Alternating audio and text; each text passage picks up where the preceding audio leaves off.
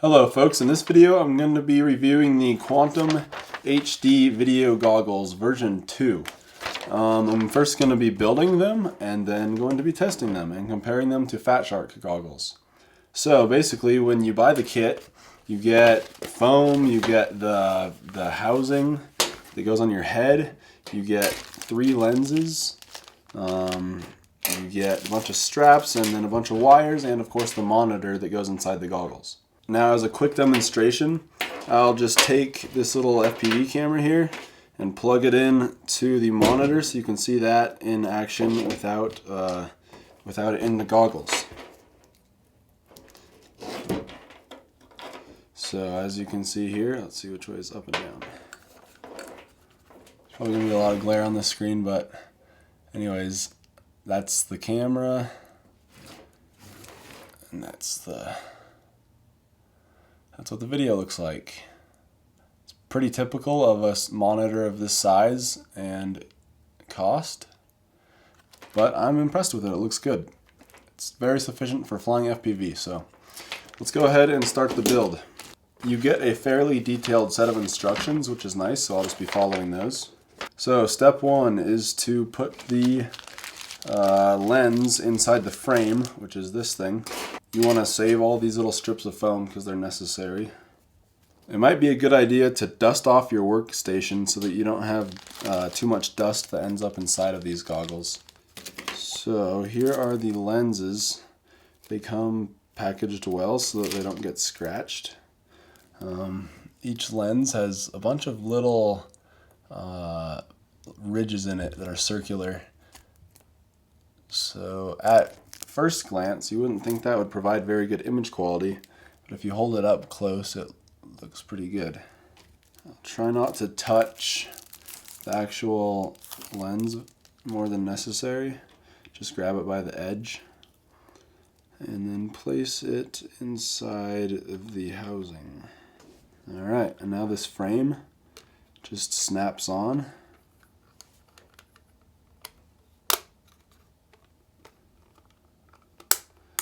Just like that, easy enough.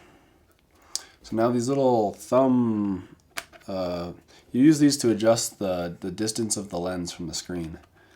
Little thumb sliders. So these get pushed on to the lens frame. Now we'll grab this casing here. And these little pieces of foam are used to block out any light when these little sliders go from the inside of the goggles to the outside. So you're able to slide this lens back and forth. So we'll need to glue these on. You could probably use a lot of different types of glue. I'm just going to use Gorilla Glue because I'm all out of foam safe CA. So just put a very, very small amount. Gorilla Glue foams up, so I'm just using a tiny bit. Gorilla Glue is water activated, but that also makes it foam up more, and it'll still work without putting water on it. So I'm just not putting water on it.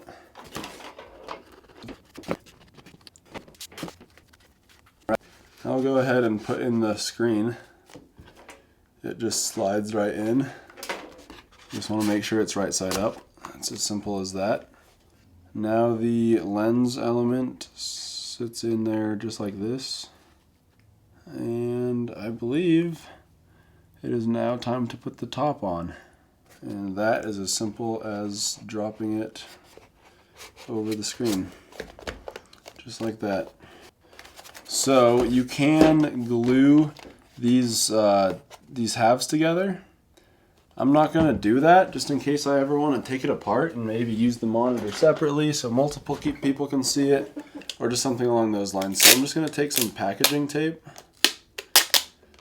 some clear packaging tape, and just put a piece on each side. I'll pinch the sides together so that there's no gap in between. You don't want a gap because then light will get through.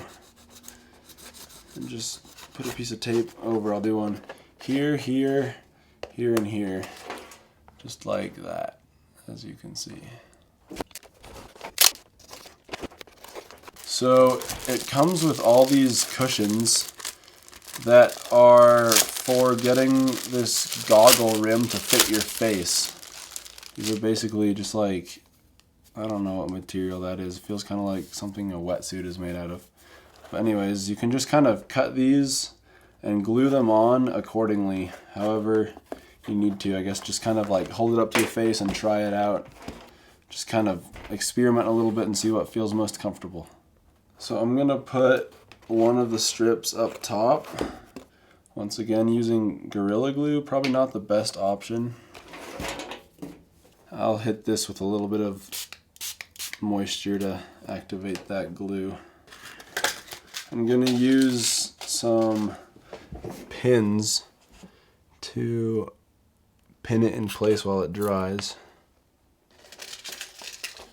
Just stick the pins into the foam.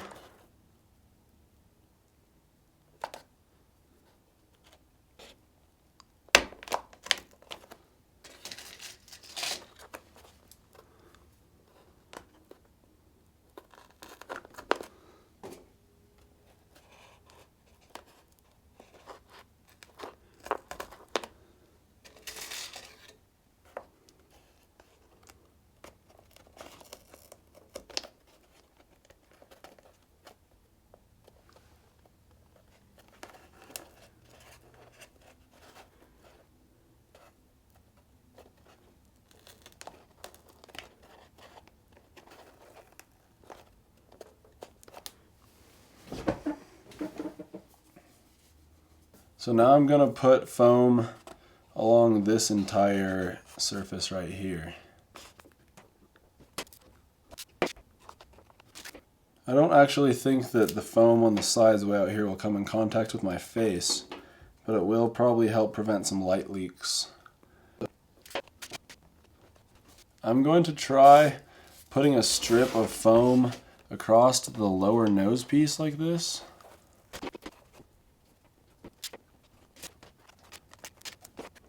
We'll see how that works.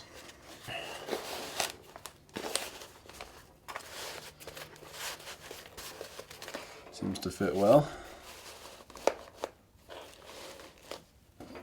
This plug you'll need, this goes directly into the monitor. The monitor has two plugs, by the way. One is power, which is this plug, and it comes with this power cable that has an XT60, but I soldered on an EC3, and then it has all these connectors, which are pretty standard for powering video receivers. So the monitor is powered with the big one, and either of these will plug directly into those standard 5.8 gigahertz video receivers. You also get this little doohickey mabob here, which is a video switcher to switch to a optional front-facing camera that you can install on the front of the goggles to actually see without having to take them off. That would be kind of a nice feature to have because these goggles are so big and bulky and kind of difficult to take on or off. So I won't be installing a front-facing camera, but it's definitely a good option to have. Another thing to mention is that each of these magnification lenses are different, and they offer different levels of magnification. And they're not labeled at all, which is kind of a bummer. So I'll just have to try out the one I installed in the goggles and see how it works. And if it's not good, I'll try a different one. It's kind of hit or miss, trial and error type thing. Here's the video receiver I'll be using. It's a little 2.4 gigahertz receiver. And this just slides right in here, I believe. Just like that, looks good. Now we have to route these cables together. So since my battery is way over here and my receiver is way over here, I'm gonna have to lengthen this receiver power connector to stretch from here to there. So a little bit of soldering involved to make everything line up. Also, this is the video in plug for the monitor, and this is the connector that it comes with. Now it has female RCA connectors, and my receiver comes with female RCA connectors. So instead of just finding some adapters and having this big mess of wire, I'm just going to solder the video signal from the goggles. I'm going to cut it right here and solder that directly onto the video signal for the receiver. So basically taking these wires, stripping them open, attaching the wire together, and then soldering it in place to make this whole setup a lot neater and cleaner. I've installed a 1000 milliamp hour 3-cell battery right here, and that just plugs in to this connector to turn the whole thing on. As you flip it over, you'll see my soldering job right here. Power wire was extended, and this video receiver wire goes directly into the goggles down here. So that's all pretty neat and tidy, or at least a lot more neat and tidy than having big RCA connectors everywhere. So anyways, this is basically ready to use. I'm just going to wait a couple more hours or just overnight for this glue to dry underneath these pads. I actually ended up putting some padding on these little protrusions because I noticed that they didn't come in contact with my face directly. So hopefully that will help, and once I'm able to pull these pins out, then I'll be able to actually test if it fits my face properly. Okay, we're out here for a field test. This is the Bixler 2. Got a 2.4 gigahertz 500 milliwatt FPV transmitter and a little camera up here in the front. Lens is clean. Make sure the control surfaces work. They sure do.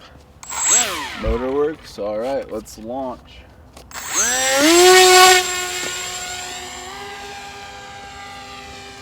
Alright, plane's flying level.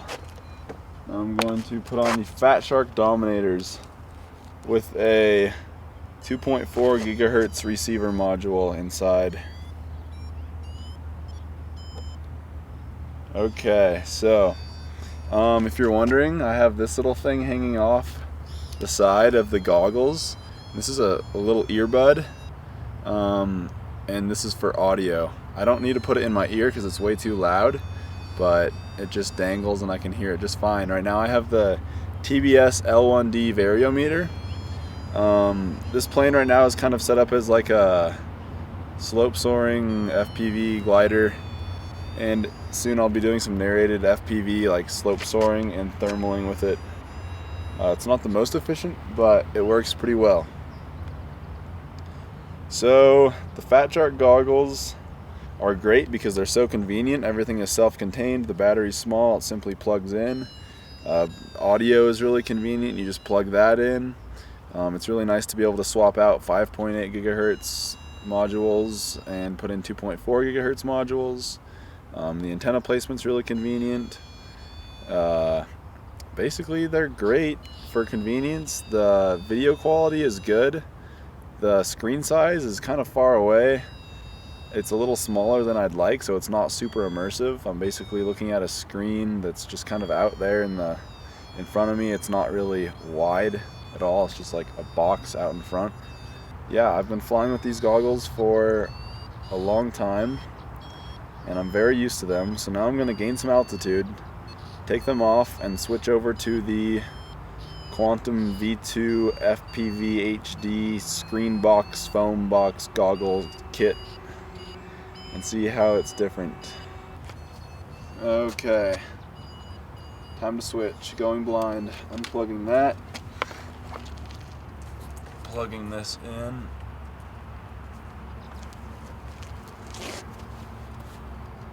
Wow, that's a lot different. So the first thing I notice is the screen is just really big and in front of you. It's a lot more immersive than the Fat Sharks. And it's a lot more clear. Like I can actually see the pixels of the screen. With the Fat Sharks, it's just like you can kind of see the image as just like a projection out in front, but here I can actually see the screen like really up close. And the screen is much higher resolution than the actual image coming down. So it's kind of resting on my nose right now. It's not the most comfortable thing in the world, but I'll probably adjust the foam later to make it better.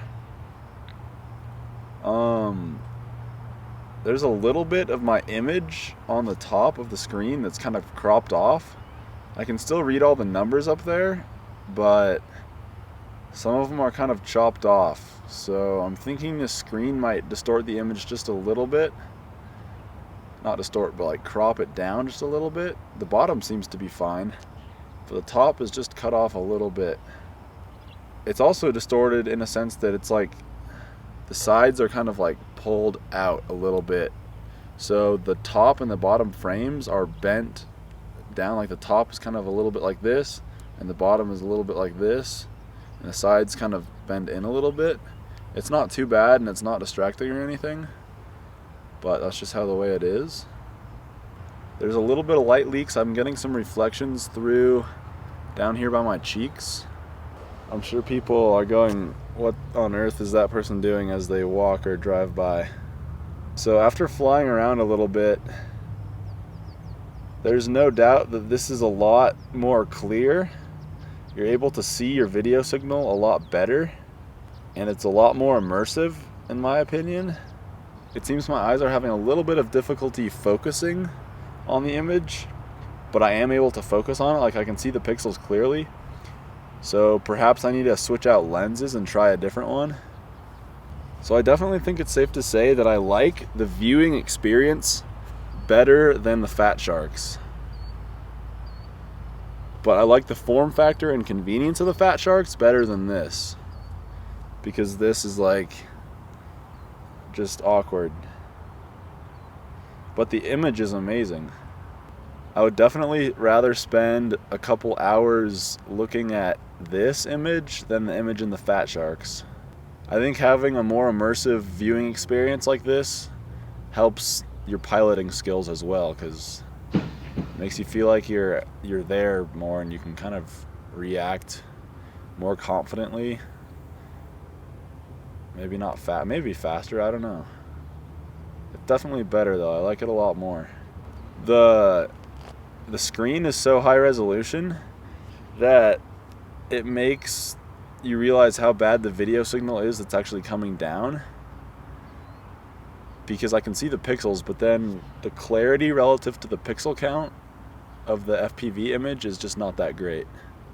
Theoretically, 5.8 gigahertz would have better clarity just by a little bit, so I should probably try that out at some point. Alright, I'm gonna, oh god, it's so bright. I can't see anything now. I need to gain some altitude. I have no clue where the plane is. Oh, there it is, okay.